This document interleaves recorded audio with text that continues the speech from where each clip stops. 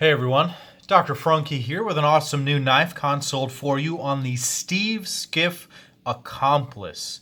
Before you watch my video, I really recommend that you go back and you watch Jim Skelton's videos on Skiff-made blades. That is Steve Skiff's company, and the couple of knives that Jim has had, he's had two different versions of the Accomplice, including the very first one of these Framelock versions. And he did a great job of explaining these knives. So definitely for some more background material, go and check out his videos on these things. I drew a lot of inspiration from him. By that I mean Jim and his channel, obviously for mine. So it is an honor and a pleasure to get to bring one of the similar knives that Jim once presented to you guys here. I wanted to go ahead and thank my friend Jesse for sending this knife along so that I could get a chance to experience it and understand exactly what's going on. This knife features some very interesting things that are unique to it, and I'm excited to talk to you about it. So let's go ahead and take a quick overview of this knife. This wicked Damasteel blade, black Damascus pivot collars, titanium handles, beautiful Damascus and black Damascus accents everywhere, and then what Skiff-made blades are really known for, a fantastic action. And this knife does not in any way disappoint. And there's a reason for that, and we'll talk about that in a few minutes. So let's go ahead and get some vital signs on the Skiff-made blades Accomplice right here. The Accomplice is a larger blade right here, coming in at about 3.75 inches of overall blade length. Let me see if I can get this lined up just the right way. Really, you're looking at about 3.6 inches of overall blade length, about 8.5 inches of overall length. The handle is coming in just under 5 inches, maybe 4.8 inches right there, with an effective grip area of about 4.25, but you can use that forward choil to get just about 5 inches of grip area right there. So this comes in with a nice slim handle right here, coming in at 472 thousandths, so under half an inch, and the blade stock is 157 thousandths of that Damasteel right there. Let me bring out another couple of knives for a size comparison right here. Up top, you're going to see a Paramilitary 2, and down here, you're going to see a Para 3. My good buddy Tovarish over at Tovarishworks did a good video on a Skiff-made blades Accomplice, and he showed that the Paramilitary 2 is very similar in overall size. And again, you can see that here. That's another great video to go and check out. Here is a Koenig Knives Arius, another knife in a similar size category right there. Very, very similar overall size and dimensions right there. How about another high-end knife that maybe you're familiar with? Here is a Grimsmo Knives Norseman. Also, this is a wee bit bigger here than the Accomplice. So the Accomplice is really a full-size knife. Now, Steve Skiff does make a newer, smaller version called the Culprit. That's a slightly smaller blade, and you can go and check that out on his website and his Instagram. I'll provide some links down below so you can go and check that out. Let's go ahead and break this knife down anatomically so we can see what we're working with. Up front is this beautifully done blade of Damasteel.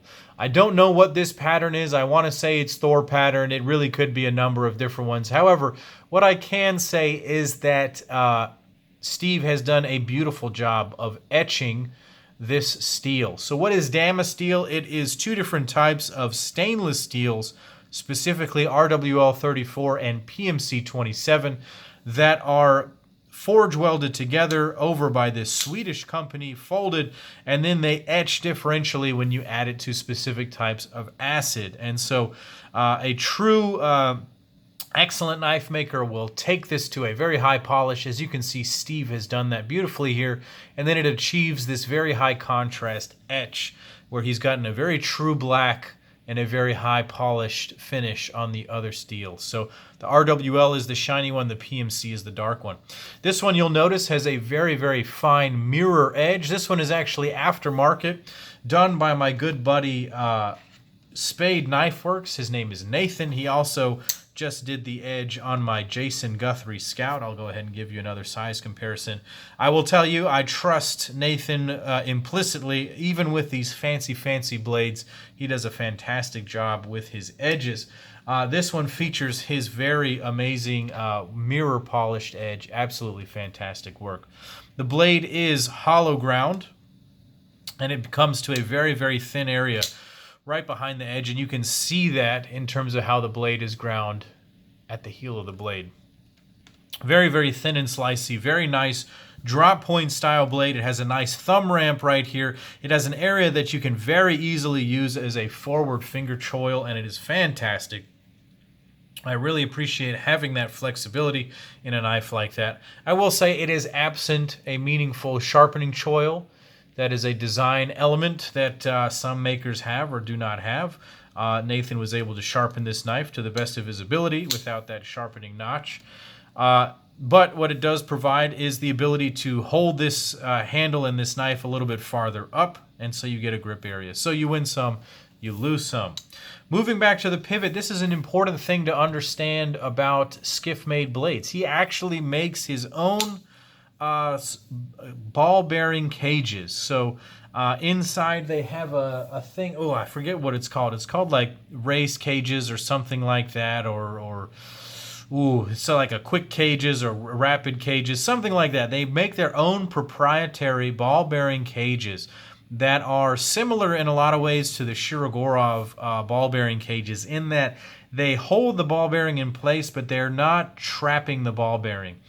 Standard caged ball bearings are fixed into the washer.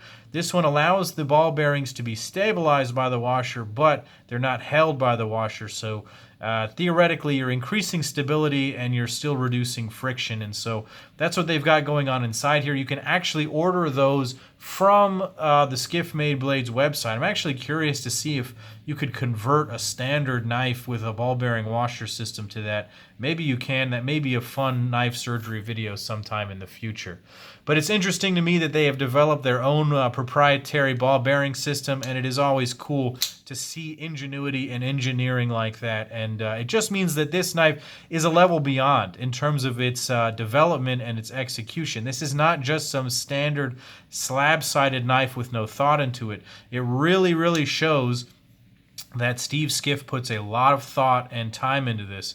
And that is also evidenced by the amazing fit, finish, and attention to detail. And we'll get into that at the handle part of the knife. So, as I mentioned, this thing runs on its own set of proprietary ball bearing systems, and it shows.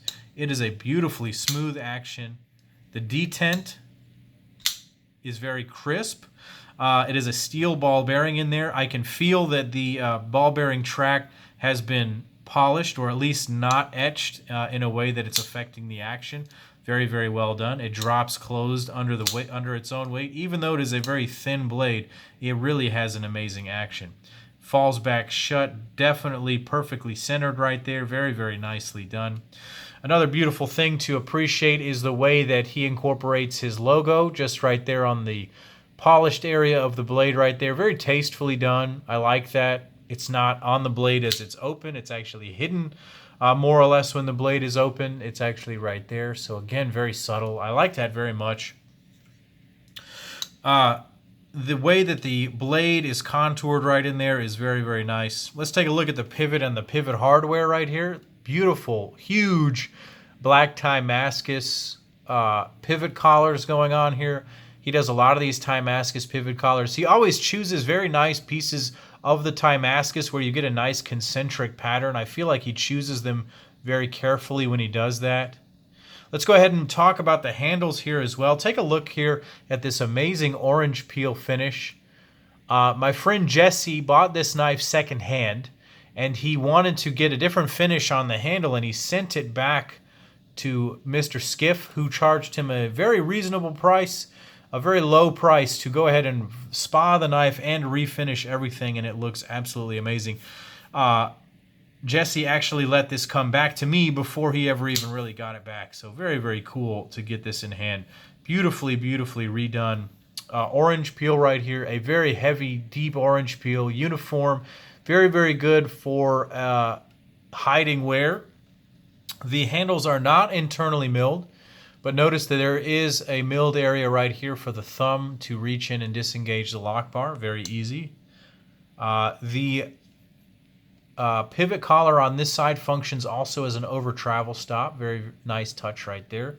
There is no steel lock bar insert, but this is a properly done titanium frame lock with absolutely no stick and appropriate geometry. So this guy knows how to make a knife right here.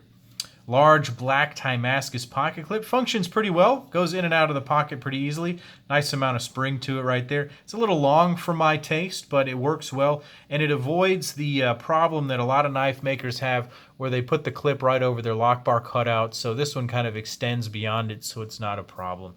I do like that. Let's take a look at the Shockwave Damascus backspacer right here.